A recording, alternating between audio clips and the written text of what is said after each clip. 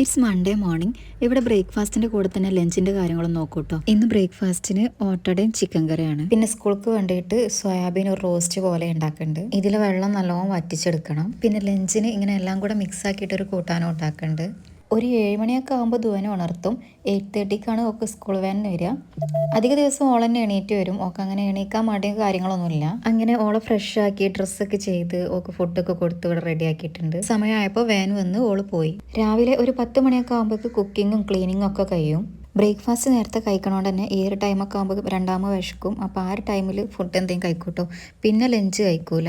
ഇനിയിപ്പോൾ ഡ്യൂട്ടിക്ക് ഇരിക്കാനുള്ള ടൈമായി. ഒരു 10 മണിക്ക് സ്റ്റാർട്ട് ചെയ്യും കേട്ടോ. പിന്നെ ഒരു 3 മണി വരെ കണ്ടിന്യൂസ് ആയിട്ട് ഞാൻ ബ്രേക്ക് എടുക്കാതെ വർക്ക് എടുക്കും. കാരണം 3 മണി കഴിഞ്ഞാൽ പിന്നെ ദുവ വരും.